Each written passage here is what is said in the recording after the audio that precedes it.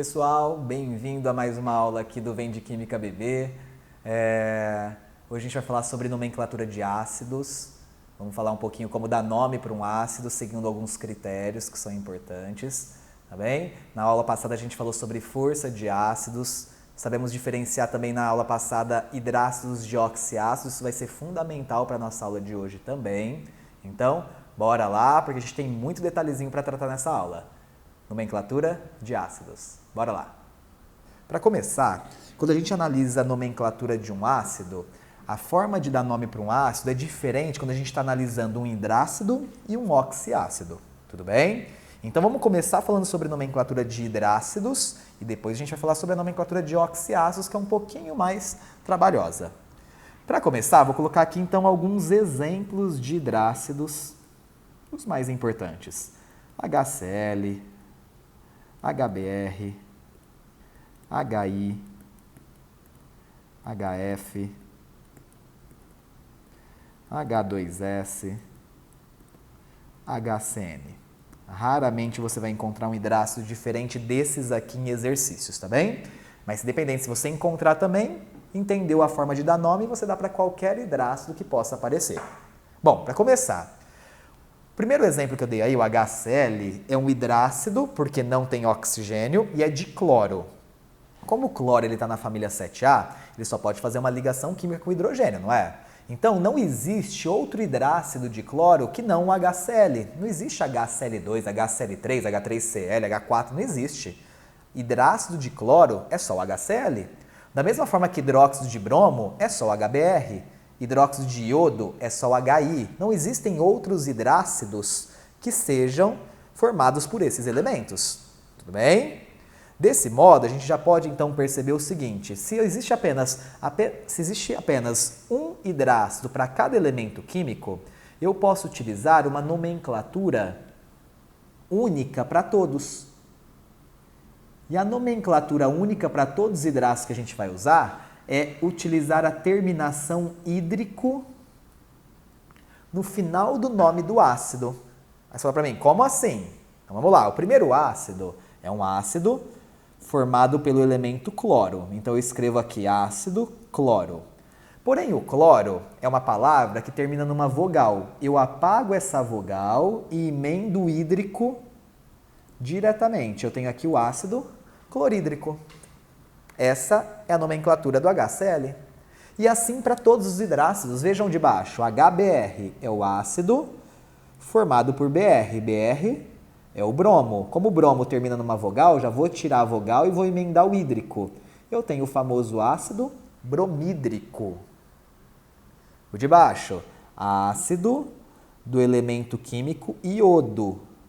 Iodo termina numa vogal, eu tiro a vogal, emendo o hídrico, eu tenho o ácido iodídrico. Olha o de baixo, ácido do elemento flúor. Flúor não termina com vogal, então eu vou emendar direto o hídrico sem precisar eliminar letra alguma, e aí eu tenho o ácido fluorídrico.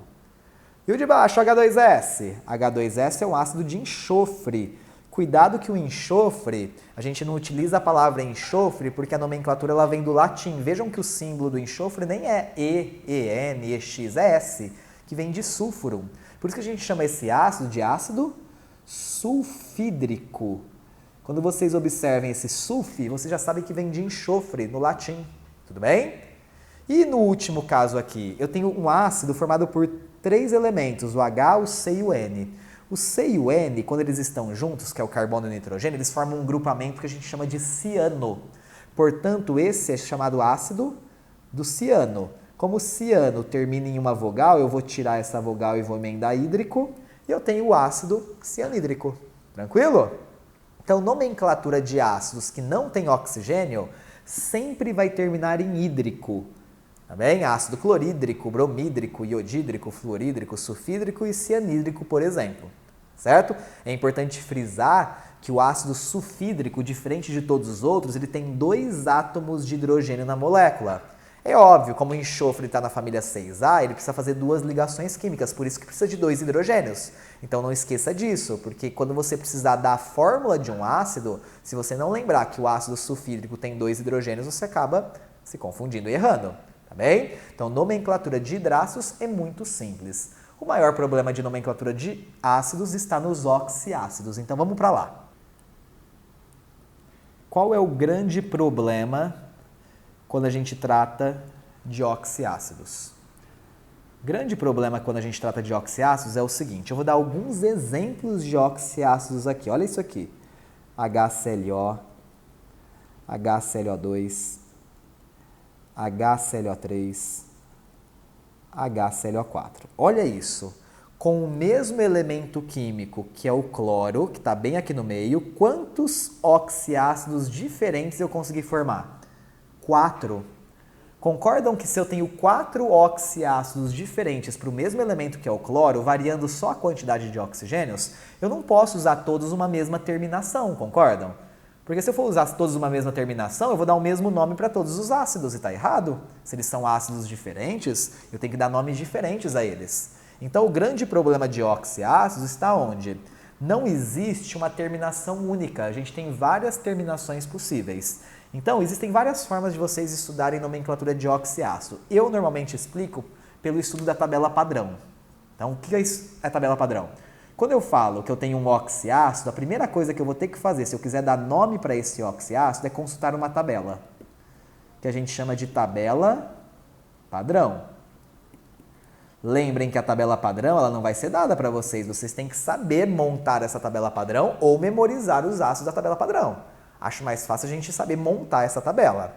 Então, inicialmente, eu vou precisar montar a tabela padrão para vocês, mostrar como que vocês montam, para depois saber como utiliza, porque não basta montar sem saber utilizar. Então, vamos lá. Para começar a montagem da tabela padrão, eu vou memorizar uma sequência de alguns elementos que são os elementos mais comuns na nomenclatura de oxiácidos, tá? Então, vou colocar aqui a sequência e já mostro para vocês. Nitrogênio, enxofre, carbono, cromo, boro e fósforo. É muito raro você encontrar um oxiácido que não seja formado por esses elementos. Porém, se acontecer, vocês vão ver que é fácil dar nome. Ah, eu tenho que memorizar essa sequência de elementos? Precisa, e tem que ser nessa sequência, porque se for em outra sequência, vocês vão acabar errando. A montagem da tabela padrão é muito criteriosa. Então, é óbvio que tem uma frasezinha, como tudo na química, não é mesmo? Para você conseguir identificar e memorizar essa sequência. Então, vamos lá, vou colocar a frase aqui para vocês. Deixa eu colocar aqui no canto novamente os elementos e já mostro para vocês a frasezinha. Então, a frasezinha para vocês não esquecerem, ó, ela é bem até religiosa, vai ser ótimo, né? Para vocês não esquecerem, é Clara e Bruna imitaram Nossa Senhora carregando uma cruz bem pesada. Olha que simples, não é? Memorizou essa sequência, vocês vão perceber que vai ajudar bastante a nomenclatura de oxiácidos. Então, tem aí a sequência. Clara e Bruna imitaram Nossa Senhora carregando uma cruz bem pesada, que são os elementos fundamentais da nomenclatura de oxiácidos. Bom, sabendo essa sequência, agora a gente vai começar a montar a tabela padrão. Vamos voltar lá para a tabela padrão que a gente começou a montar. Se é uma tabela de ácidos, eu tenho que colocar o hidrogênio no começo da fórmula, não tenho? Então, todo ácido tem que ter hidrogênio. Os 4 primeiros elementos dessa sequência, o cloro, bromo, iodo e nitrogênio, você coloca apenas um hidrogênio. Nos 3 próximos elementos, você coloca 2 hidrogênios. Tudo bem? E nos 2 últimos, você coloca 3 hidrogênios. A gente está aprendendo a montar a tabela padrão. Então, vejam bem. HH nos 4 primeiros, depois H2, H2, H2 e depois H3, H3. Nessa sequência. Beleza? Se a gente está montando uma tabela padrão de oxiácidos, o que a gente precisa? Colocar os oxigênios. Nos 4 primeiros que você colocou apenas um hidrogênio, você coloca 3 átomos de oxigênio. O3, O3, O3 e O3. Depois você começa a intercalar. Um O4, um O3. Um O4, um O3. Um O4. Essa é a famosa tabela padrão. Aqui está a nossa tabela, chamada de tabela padrão. Aí fala pra mim assim, ué, 1, 2, 3, 4, 5, 6, 7, 8. Eu tenho só 9 ácidos na tabela padrão? Sim, só 9 ácidos. É só esse que eu preciso saber nome? Não. Eu preciso saber desses, mas se você sabe desses 9, você consegue descobrir vários outros nomes a partir dessa tabela. Então, se você conseguiu memorizar a montagem da tabela padrão, vai ficar muito fácil você dar nome para os oxiácidos. Por quê? Todos esses ácidos que estão na tabela padrão, esses 9 que eu mostrei aqui, todos eles sim têm uma mesma terminação, e a terminação é ico. Certo? Então, como que vai ficar o nome do primeiro ácido? Ácido formado pelo cloro. Lembra? Se termina numa vogal, eu tiro a vogal e emendo ico. Esse é o ácido que a gente chama de clórico. Coloca um acentinho no O. Cuidado que não é clorídrico, é clórico. Tá bem? O de baixo, então, a gente tem o ácido formado pelo elemento bromo. Tira o Ozinho do bromo e emenda ico, é o famoso ácido brômico. E embaixo eu tenho o ácido de iodo. Esse aqui é famoso também, é o ácido iodo. Tira o Ozinho do iodo e emenda o ico, ácido iódico. E embaixo eu tenho o ácido do nitrogênio. Cuidado que a gente não fala nitrogênico, a gente fala nítrico. Olha lá, tá terminando em ico, tá na tabela padrão. Olha o famoso ácido sulfúrico. Ácido de enxofre, lembra do sulf? Sulfúrico, termina em ico. Esse é o ácido sulfúrico, H2SO4. Quando a gente olha para o próximo, também bem importante, lá na força de ácidos a gente falou dele, o ácido de carbono. Esse é o ácido carbônico. Depois eu tenho o ácido, que a gente chama de ácido do cromo. Aqui eu tenho o ácido crômico. Eu simplesmente estou colocando o ico no final do nome de cada um dos elementos. Aqui eu tenho o ácido do boro. Boro termina numa vogal, eu tiro o ozinho, coloco o ico, vira o ácido bórico. E por último, o famoso ácido presente nos refrigerantes de cola, principalmente, ácido de fósforo, é o ácido fosfórico. Então vejam bem, com a tabela padrão, você consegue já estabelecer a nomenclatura de 9 oxiácidos. Concordam? Aí você vai perguntar para mim, mas eu só sei dar nome para esses 9. E para os outros? A partir da tabela padrão você consegue facilmente. Vamos ver como que a gente faz isso? Então vamos lá. Imagina que você queira dar agora nome para esses ácidos aqui, ó. O HClO4, que foram os exemplos que eu dei lá no começo. O HClO2 e o HClO. Então, o nosso foco é dar nome para esses 3 oxiácidos. Todo mundo concorda que é um oxiácido, porque tem oxigênio no final da fórmula? Então, se são oxiácidos, a primeira coisa que a gente tem que fazer é consultar a tabela padrão. Porque se um desses ácidos estiver na tabela padrão, a gente já sabe que termina em ico. Então vamos lá, volta aí na sua tabela padrão e consulta. Você encontra HClO4, HClO2 ou HClO na tabela padrão? Não encontra. Justamente porque o padrão que a gente tem para o cloro, inclusive é o primeiro lá da fórmula, é o HClO3, não é? Esse aqui é o ácido padrão